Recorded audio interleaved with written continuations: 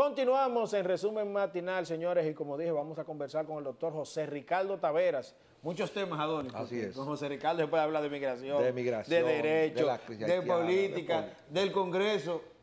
Así es. Y mira que eso, que ayer el presidente dijo... Del accionar del gobierno. Del accionar del gobierno. El presidente dijo ayer que iba a someter 3 leyes importantes y con José Ricardo Taveras podemos hablar de eso, porque es un legislador que duró 8 años y estuvo ahí en el momento en que se hizo la más profunda reforma a la Constitución de la República.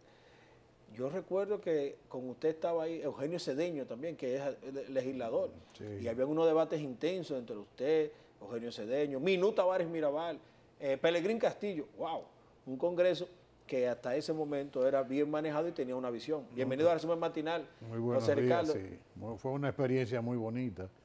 La reforma constitucional. Yo recuerdo que un diario muy importante dijo que en una de esas notas de los periódicos, que parecería que la reforma la estábamos haciendo Pelegrín, Minú y yo, porque realmente éramos los dos polos, tú sabes.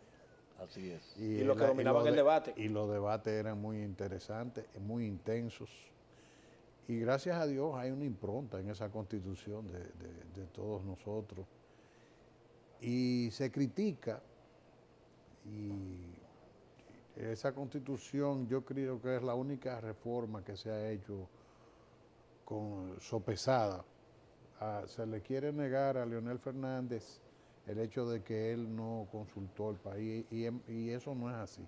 Quizás no se hizo la consulta del modo en que algunos partidos querían, pero sí yo recuerdo que se hizo un trabajo muy interesante en la que participaron todo el que quiso, en el famoso diálogo nacional que se llevó a todos los municipios y donde quiera se convocó y se tabuló la información. Y de esa matriz de información que vino desde todos los lugares del país, 158 municipios, que fue un trabajo impresionante, sirvió de base para ver los tópicos fundamentales. Se creó una comisión redactora que coordinó el doctor Milton Ray Guevara, que hoy preside el Tribunal Constitucional. Y partiendo de los núcleos básicos, entonces se redactó. Entonces vino la reforma. Es una gran constitución, está reconocida en los ámbitos académicos como una de las más avanzadas y en América Latina, sin discusión. Creo que tiene muchas cosas positivas. Yo lo que aspiro es que la sociedad dominicana aprecie que una nación no se desarrolla bailando con la Constitución a cada rato. Yo, que tengo respeto por el presidente Abinader, desde que era presidente electo le escribí una carta advirtiéndole que tuviese cuidado con la reforma constitucional. Porque la excusa es la independencia del Ministerio Público. Y qué bueno que ustedes me hablan porque me da la oportunidad de introducir este tema que lo considero muy importante yo diría, para el legado del propio presidente. Le iba a preguntar precisamente sobre ese tema.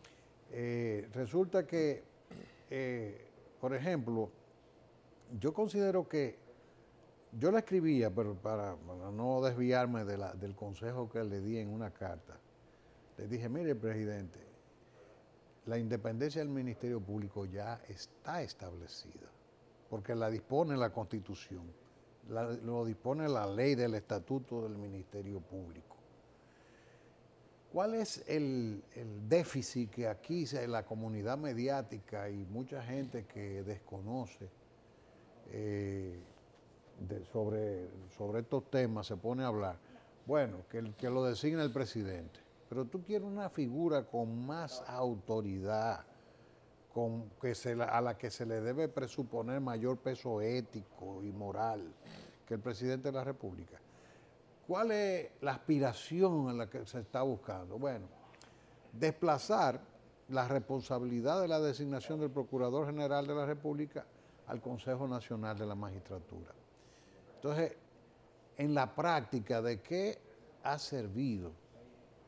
Y te lo digo, esta vez voy a hablar como doliente, como abogado.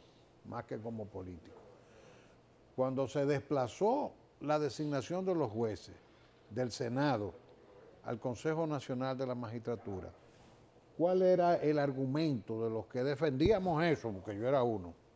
Yo era vicepresidente de la Junta Directiva Nacional del Colegio de Abogados y siempre fui un dirigente gremial en mis primeros años de ejercicio y dirigí el secretario general de la Asociación de Abogados de Santiago. Y desde ahí yo era de los que impulsaba que se trasladara por razones políticas al Consejo. ¿Cuál es la lección que me llevo hoy en día? Que el tema no está, la fiebre no está en la sábana. No es quien designa, sino la autoridad moral, la ética con que ¿De quién designa? Porque usted quiere una expresión más política en la designación de los jueces que la que expresa el Consejo Nacional de la Magistratura.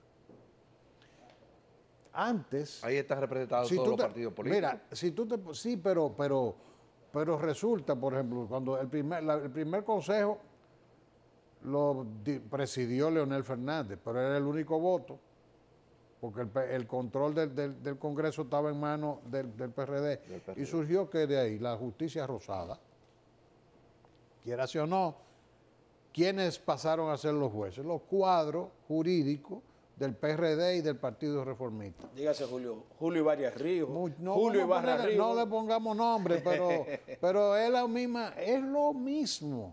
O sea, ¿qué perdimos los ciudadanos dominicanos con desplazar del Senado al Consejo? Bueno, se elitizó la elección de los jueces y ya las comunidades no tenían la oportunidad de ir donde el senador a decirle, mira, fulano es un ladrón, no, cuidado si tú lo pones aquí. Por ejemplo, Santiago siempre se distinguió por tener en aquellos tiempos en que la justicia tenía un descrédito. Por ser una justicia diferente. Y todo el mundo decía, no, en Santiago es diferente. Y cuando llegó la justicia rosada, porque eso es así, o queremos hablar mentiras, ¿qué hicieron? Desmantelaron ese estatuto de justicia que se había ganado un crédito frente a la sociedad dominicana. ¿Y quiénes pasaron a ser los jueces? Bueno, eso mismo, los que tenían el beneficio político. Entonces, el tema es cultural. ¿Cómo usted me puede decir que el sistema yo confío en que el presidente Abinader designe el Procurador General de la República y cualquier otro presidente que venga ahora? Allá el presidente que decide elegir un sargento de Procurador General de la República. Pero en Estados Unidos, ¿quién nomina los jueces de la Suprema Corte de Justicia, que son vitalicios? Claro. Ok, hay un peso y un contrapeso. El presidente nomina y el Congreso designa. En la práctica, ¿qué se hace en el Consejo Nacional de la Magistratura? Lo que diga el presidente, si tiene el control del Congreso. Lo que tiene 2 votos incluso. No, pero no solo que tenga 2 votos. Su voto tiene validez por 2. Los tiene todos. Claro. Los tiene todos. Obviamente el presidente concilia. Entonces, ¿qué pasa? Ahora, el Consejo Nacional de la Magistratura es inaccesible para las comunidades. El senador no. Entonces, no es que yo quisiera que volviéramos, no. Es que yo quisiera que los integrantes del Consejo Nacional de la Magistratura se comportaran con las expectativas que se espera que se debe comportar un presidente de Senado. Pero el problema es que la cultura política es una cultura de reparto. Entonces nosotros estamos viendo la problemática, no en la cultura, sino en la ley. Y las transformaciones institucionales que se han hecho no han aportado nada. ¿Sabes por qué? Porque no hemos vencido la cultura de entender que la política no puede tocarlo todo. Yo no te voy a decir que si tú eres presidente de la República y tú controlas el Consejo, que tú te designes una persona que sea un adversario tuyo, pero sí te puedo decir, mira, no lleve cuadro político y eso lo han cometido todos los partidos. Así es, pero hay una parte que quisiera preguntarte, José Ricardo. Hablaste de ese gran trabajo que se hizo en la Constitución. La Constitución entró en vigencia en el 2010. Pero wow, parece ser que está con es una mesa con pata corta. Porque muchas leyes le faltan y no han sido readecuadas. Mira un ejemplo, la ley del referendo, la consulta, leyes que demanda la Constitución para hacerla funcional no se han aprobado y el Congreso ha sido indiferente, y entonces parecería que es una Constitución que tiene patas cortas. Pero eso es parte... Tú estás hablando de las leyes complementarias. O sea, pero ya aquí estamos hablando de reformar la Constitución. Y no se han hecho ni con un objetivo, porque el objetivo no es verdad que es la independencia del Ministerio Público, eso no es verdad. Porque eso es cosmético.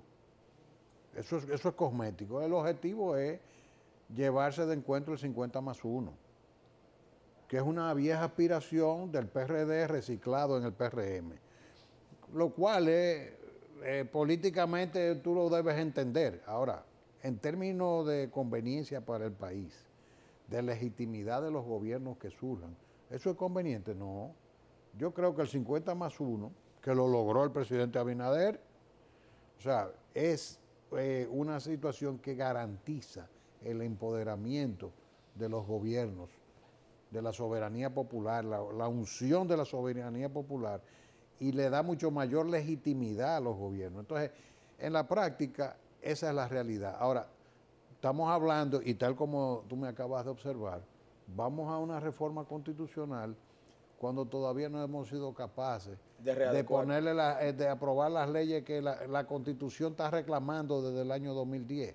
Ese tema del referéndum, por eso que yo digo, y yo le he dicho a ustedes, que esto no es una democracia, esto es una plutocracia. Así es.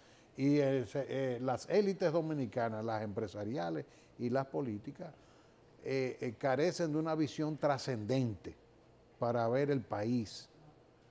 Y lo podemos perder, porque se perdió Venezuela, se perdió Nicaragua, y esto que nosotros tenemos se puede perder por una falta de una visión trascendente. ¿Cuál es el tema? Vamos a aprobar la ley, por ejemplo, vamos a aprobar más democracia, eso del referéndum.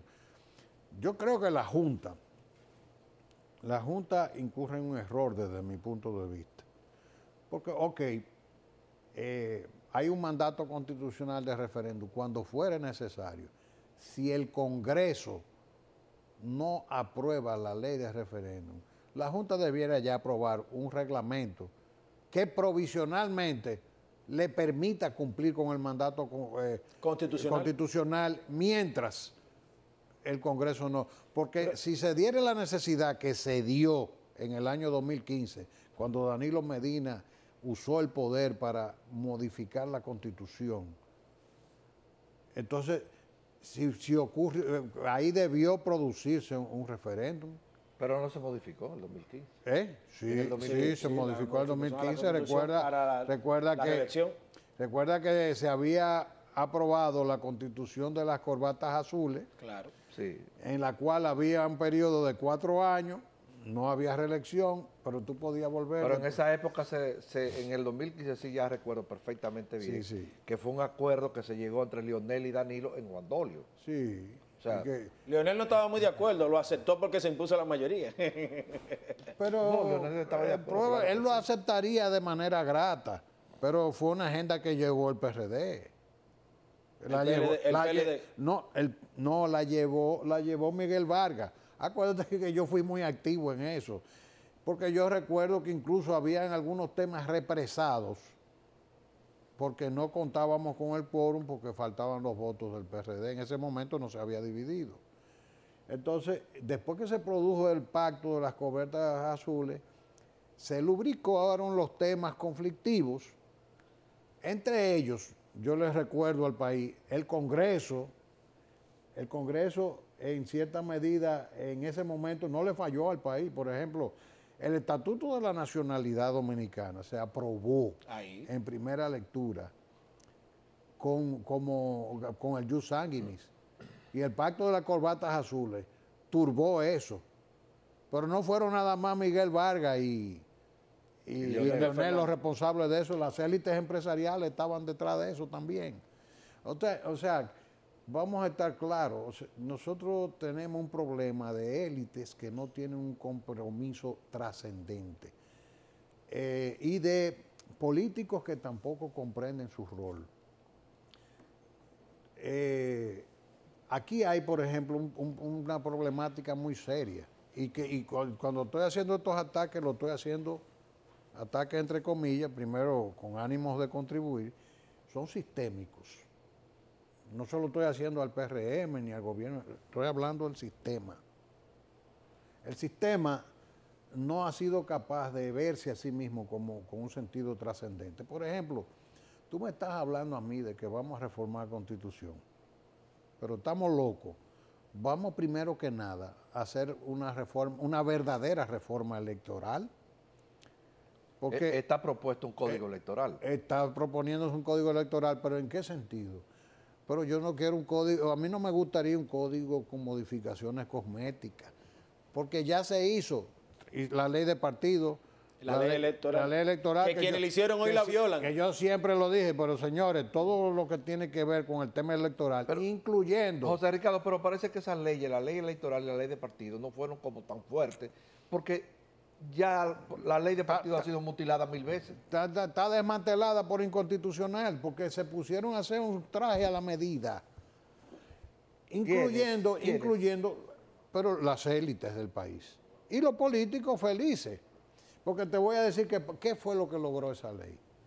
¿Cómo tú me vas a decir, después que tú ves que el voto preferencial ha sido como el eje de la prostitución del sistema político dominicano, que tú vas a hacer una reforma y vas a aprobar que vaya el voto preferencial a nivel de los regidores?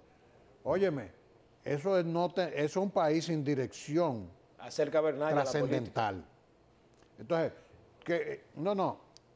hoy en día se critican los partidos, yo no estoy de acuerdo. Ahí atacan al PRM, porque el PRM tiene un reguero de gente vinculada al narcotráfico. Yo no estoy de acuerdo con eso. ¿Tú sabes por qué? Porque los partidos políticos perdieron el control de las nominaciones, porque el control lo tiene el dinero. El que tenga más cuartos. El dinero.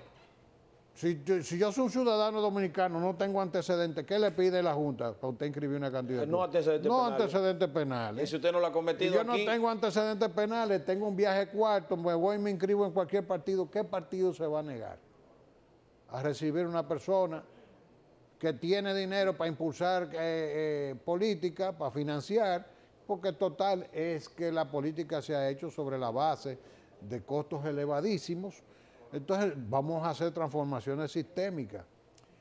A mí, lo digo, no les gusta probablemente a los dueños de medios de comunicación, pero yo digo, ¿qué es lo que dice la Constitución respecto al espectro radioeléctrico?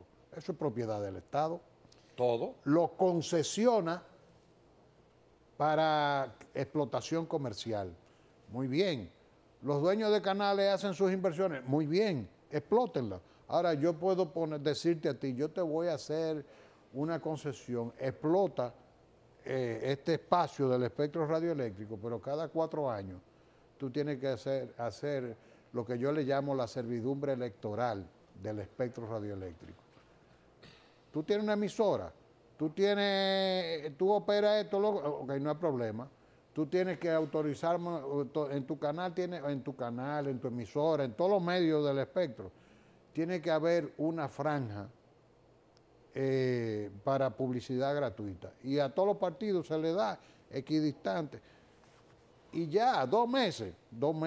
Y la gente se sienta a ver las propuestas ahí y se acabó. Y vamos a abaratar los costos de la política porque yo salí, modestia aparte, yo tengo como, te digo por mi humilde carrera, que yo lo que fui un diputadito más, 2 periodos. Tengo cierto reconocimiento social. La gente me reconoce y cuando yo estaba en el gobierno que se medía, una de las cosas que llamaba la atención era que en las encuestas era que nos medían a todo el mundo y el nivel de reconocimiento a nivel nacional que yo tenía era muy elevado para el cargo que yo tenía. ¿Entiendes? Entonces, me consta que eso es así en mi caso, por ejemplo. Y en mi provincia y en mi distrito, donde yo fui diputado, obviamente tengo un amplio reconocimiento y saco los números básicos para cualquier tipo de candidatura. Ahora, yo me atrevo a armar una candidatura. ¿Y con qué? ¿Con qué fuerza se casa un guardia? Entonces, yo siento un presidente Abinader animado a hacer una labor trascendente, pero atrapado en el torbellino de la rutina política, de la intrascendencia, de las cosas fútiles que no van a aportar nada. Si nos sentamos a debatir temas de este tipo, para ver cómo nosotros hacemos una democracia. El problema de transparencia. Yo he sido observador de elecciones en muchos países, en Chile, en Colombia, en América Latina, en muchísimos lugares, en Europa también, en Suecia, en España. Yo vi, por ejemplo, un proceso en Chile. En Chile yo vi un proceso, a las 6 de la tarde hacen así, se cierra la votación y la mesa queda abierta totalmente. Y el público que fue y votó ahí va. Entra a ver y se sienta a ver el conteo y fulano de tal y todo el mundo ve el voto. ¿Y quién sale a cuestionar unas elecciones de ese tipo? Aquí no, aquí lo contamos cerrado. Pero tú sabes por qué. ¿Por qué que se dan todas esas cosas de todos esos narcos y los riferos metidos en el Congreso? Porque ellos compran las mesas. Entonces, ¿cómo tú puedes salir a decirle a los partidos que son responsables de la nominación? Sí, hay una responsabilidad, porque muchas veces oyen el río sonar y voltean la cara. Pero legalmente han cumplido con la... José ¿Tú Ricardo, entiendes lo que quiero decirte? Entonces vamos a amarrar las cosas, porque si tú tienes el conteo público, no, tú sabes lo que hacen con el voto preferencial. Ahí está el delegado de los 3 partidos principales, vamos a decir. Los 3 partidos principales, porque también los partidos chiquitos somos perjudicados. Y te vienen y se ponen de acuerdo. Cada delegado de eso tiene un diputado preferente. Es su diputado. Entonces, ¿en qué se ponen de acuerdo? No hacen trampas. Si te marcaron un voto, muchas veces te lo cuentan, a veces. Pero todos esos votos vacíos, porque a menos del 5% marca el voto preferencial, empiezan a llenarlo con los votos de los narcos, de los riferos, del que tenga cuarto, de cualquiera. Exacto. Entonces, ahí tienes el premio, ese es el Congreso que nos merecemos. Pero, José Ricardo, ¿me doy a entender? ¿Es necesario definir en el país una hoja de ruta entre todos los sectores? Dígase, mejorar la educación, la salud, la seguridad, el código electoral, la institucionalidad. Un plan de desarrollo. Un plan de desarrollo que permita avanzar en un tiempo de 5, 10, 15 y 20 años. Claro que sí. Lo que yo quisiera es ver una clase política que trascienda a lo nimio. Entonces, Que vaya por lo macho. Que sea capaz de concertar. Es normal, cada presidente quiere dejar su impronta, cada quien tiene... Eso es legítimo. Y es legítimo también que si tú estás en el poder, tú trates de que tu actuación en el poder beneficie a tu grupo. Porque, ven acá, ¿qué es lo que somos? Esa es la lucha política. Ahora, hay renglones en los que tenemos que ponernos de acuerdo. Por ejemplo, la lucha contra la corrupción.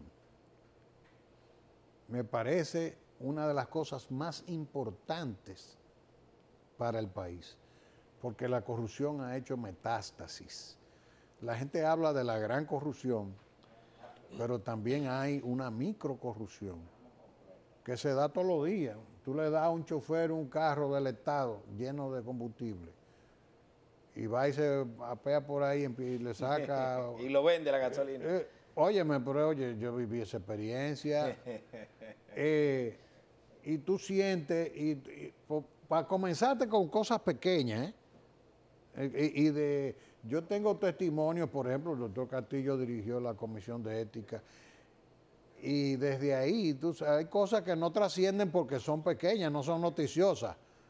Pero tú sabes la cantidad de expedientes interesantes de ese tipo de microcorrupción. Vamos a atacar la corrupción. Ahora, vamos a tratar de ver cómo nos sentamos.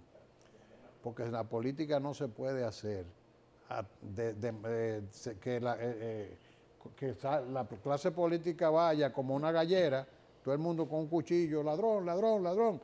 Porque si tú pierdes los paradigmas, si tú no tienes representatividad y legitimidad y un liderazgo ético en una sociedad, ¿dónde tú vas a poner? Que el día que le digan ladrón a una gente, no haya forma de que se salve de una condena. Así es. Porque ahí están las pruebas, ¿me doy a entender? A elevar el debate en ese sentido. Así es, así es. Mira, vamos a hacer una pausa, pero antes de la pausa, yo quiero dejar una pregunta sobre la mesa, precisamente sobre corrupción. ¿Cómo tú ves la lucha que lleva a cabo el Ministerio Público contra la corrupción administrativa? Pero eso es tras la pausa.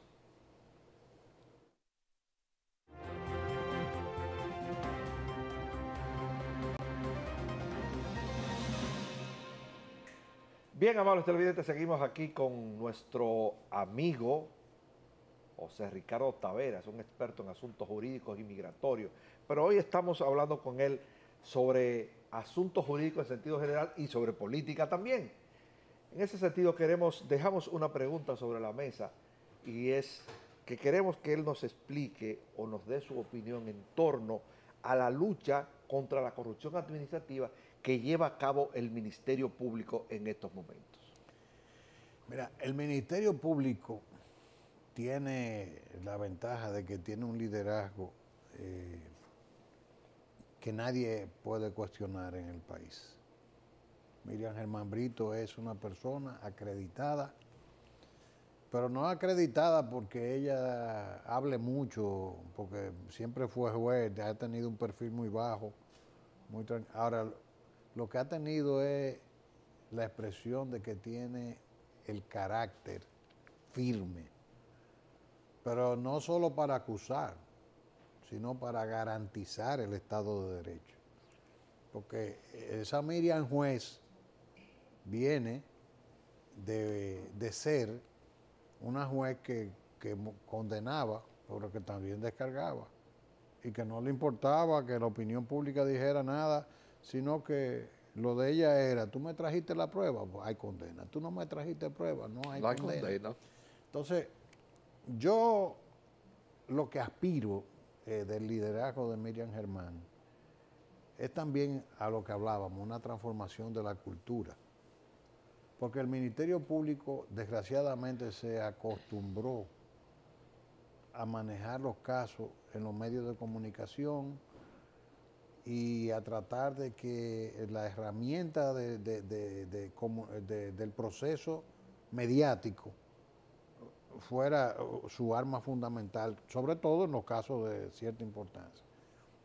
Esa cultura tiene que ser transformada por una cultura de un Ministerio Público aferrado al afán de que el prestigio de su expediente lo diga el peso de sus pruebas, lo establezca el peso de sus pruebas más que lo que se diga en los medios de comunicación. Porque de ahí es que puede venir la transformación también útil para la democracia dominicana y para la institucionalidad, de que la opinión pública aprenda también a discernir sobre una cosa sagrada, porque la gente ve cuando ve en el pellejo de otro, pero cuando te toca a ti, ver que a ti te aplasta el Estado, y eso pasa muy a menudo de manera injusta.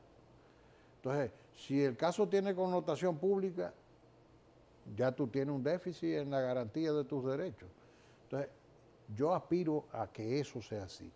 Entonces, y cuando digo eso es para concluirte que, por supuesto, que yo estoy en la lista de los dominicanos que apoya que eso se haga. Ahora, ¿en qué estoy expectante? Porque ahora es que vamos a comenzar a saber realmente cuál es el peso probatorio del expediente. De esas imputaciones. ¿Por qué? Porque a veces me preguntaban, pero ¿qué tú opinas? Bueno, mira, yo participé del caso de Brecht y si tú te llevabas de todo lo que se le dijo a la prensa y la prensa a veces, por ejemplo, uno como abogado, los clientes, tú oyes, los imputados te dicen, "No, que los periódicos", digo, ellos están diciendo la información que le están dando. Y que doña Miriam en su momento lo criticó. No, exactamente, no, porque Cuando doña Miriam lo vio con el ojo de la experticia de una juez de 30 años, de una vida entera en eso. Entonces, sí, ella vio, dijo, ven acá, ¿y qué es esto? Con esto ustedes no van a... Ella le dio un consejo al Ministerio Público. Y este muchachito que estaba ahí, que era un sargento político, el pobre, yo no me voy a cebar contra él. No. Pero le faltó grandeza para comprender el consejo que le dio Miriam Germán Brito. Le faltó grandeza, pero le faltó también humildad. Porque cuando él armó ese expediente, él sabía que estaba armando un expediente escudo para que los verdaderos responsables pudieran eludir la responsabilidad. Entonces, cuando tú ves cosas así, entonces, ¿qué pasa? Yo tengo la expectativa de que ahora, que terminó, por ejemplo, de uno de los expedientes, la fase de investigación, porque el proceso penal tiene 3 fases fundamentales, que es la fase investigativa, desde el momento que se conocen la imputación. La medida de coerción, porque un ministerio público puede estar investigando muchas cosas y va armando lo que le llaman la carpeta fiscal, que es un proceso de investigación oficiosa que no tiene todavía una apertura de proceso. Cuando ya tiene alguna información importante, entonces ya dice, bueno, mira, tengo aquí este proyecto de acusación, deme una autorización para abrir una investigación y estas son las medidas de coerción, que fue lo que pasó. Durante esa fase, que es secreta, el Ministerio Público va fortaleciendo su presupuesto fáctico y probatorio. Y si encuentra que hay los méritos, entonces dice, voy a acusar. Y va donde el juez de instrucción, para que el juez de instrucción, entonces ahí viene el debate de la defensa y la acusación. Ahora nosotros vamos a poder comenzar a aquilatar. ¿Por qué? Porque vamos a ver las defensas desplegando y tú vas a ver si la contundencia o no de la prueba del Ministerio Público, y entonces ahí sabemos. Yo confío en que el Ministerio Público salga airoso, porque son personas bien valoradas en la sociedad dominicana. La sociedad dominicana tiene aspiraciones de que haya éxito en la lucha contra la corrupción. Exactamente. No que se cometan abusos. Porque es lo que yo digo, es un tema que no podemos seguir relajando con eso. Porque no es verdad que aquí todo el mundo es ladrón. Entonces, no, claro que no. Ahora lo que son, deben responder. Entonces, yo espero, confío en que sea exitosa. Y obviamente, en la medida en que yo vea que el esfuerzo probatorio tiene peso, pues obviamente no yo, el país entero se va a ir alineando y ya los jueces no tienen más alternativa que poner condenas. Ahora, lo que no podemos seguir haciendo son expedientes escudos. Vamos a coger a fulanito. ¿Tú has podido leer, por ejemplo, has tenido en tus manos el expediente antipulpo? Bueno, he tenido nociones, no te voy a... Porque por lo mismo que siempre he dicho, no, el expediente antipulpo es igual que todos los demás que están conociéndose en esta fase, porque ese es el primero que va ahora a juez de instrucción para la fase intermedia. Es una versión de parte, es la versión del Ministerio Público. Entonces, ahora es cuando es interesante para un analista poder darse cuenta. ¿Por qué? Porque el Ministerio Público va a hacer el despliegue de su acusación y la defensa va a hacer también el despliegue de sus pruebas. Entonces tú vas a poder ahí poner en una balanza y decir, bueno, parece que hay caso. Entonces, por eso yo digo, bueno, tenemos una versión de parte, tú sientes como que pues, el expediente tiene peso en algunos sentidos, Pero a mí no me asusta porque yo estoy cansado de ver expedientes que tú dices, Dios mío, ¿y qué es esto? Que son grandísimos. No, pero El de Odebrecht. El de Odebrecht es el Tenía mejor ejemplo 7.000 de lo páginas. que es un fiasco, ¿eh? Yo lo Un sé. fiasco. Entonces, Yo tú has que no visto- soy abogado decía eso mismo. pero tú has visto que una sentencia que de 6 imputados que quedaron al final, descarga 4, condena 2 y los 2 que condenaron, las críticas fueron por los 2 que condenaron. ¿Tú has visto una cosa así? Porque la población se convenció del disparate que era eso. Entonces, ¿qué pasa? Ahora mismo, en todo hay que ver el riesgo sistémico. El riesgo sistémico consiste en que los expedientes no tengan peso, que no tengan pruebas, que colapsen. Porque en la medida que colapsan, la población no anda deteniéndose en detalle de que si hay pruebas, que si no hay pruebas. El sistema se va desgastando y llega un momento en que puede colapsar, que es donde yo quiero llevar. Por eso yo digo, apoyo la lucha, estoy obviamente convencido de que tenemos unos recursos humanos y un liderazgo Importante para eso. en el Ministerio Público, del cual la población espera resultados diferentes a los del caso de Brecht. Así es. José Ricardo, el tema haitiano. Haití no podemos decir que es una bomba de tiempo, es una bomba que explotó hace tiempo y no tiene control. Sigue la migración, sigue el desbordamiento de haitianos hacia la República Dominicana. ¿Qué hay que hacer para tomar el control de todo eso? Mira, lo primero es que la República Dominicana tiene que estar consciente de que el desafío haitiano es un desafío permanente. O sea, nosotros estamos aquí atrapados en la isla con ellos y mientras exista la República Dominicana va a tener que tener a Haití como parte de su agenda fundamental. Como una desgracia, digo yo, a veces. Estamos pagando un precio muy alto, históricamente muy alto, por la forma en que Francia manejaba el estatuto colonial. Francia no tenía una colonia, Francia tenía una finca, un hato. Que era Haití. Era Haití. Entonces, cuando tú te pones a mirar, entonces te va a las raíces históricas, pero eso no tendríamos tiempo para analizar ese Pero tema. brevemente, así, ¿qué tú crees que pasaría? Porque ahora mismo la comunidad internacional abandonó Haití. Totalmente. ¿Qué persigue esa comunidad internacional encabezada por Estados Unidos, Canadá, Francia, esos 3 países, ese triángulo ahí, con abandonar Haití? Ellos que eran los abanderados, que Haití. ¿Qué Bueno, persiguen ellos con eso? El problema es ellos están jugando la carta de su interés. Ellos tienen una presión migratoria. No son los cubanos los únicos que llegan en balsa a Miami. Los haitianos llegan en balsa a Miami. Entonces, ellos lo que quieren es que el territorio de la República Dominicana pase a ser un espacio de compensación. Porque lo que ven aquí, esa gente nos ven a nosotros. Bueno, este grupo de negros que está del lado oeste, más o menos una pila de ladrones, porque así es que nos ven, pero han tenido cierto éxito. O sea, narcotráfico, corrupción, pero se han promovido. Entonces, esto no es un colapso. ¿Qué hacen esos 2 grupos de negros separados cuando viven ahí mismo ya? Por eso que tú ves que el de la OEA viene aquí y te dice, es que es muy raro una isla, la isla siempre es una sola nación.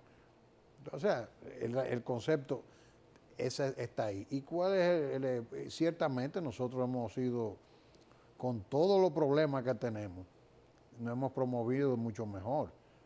Tú hablabas antes de que entrara la entrevista sobre el papel de Balaguer, por ejemplo.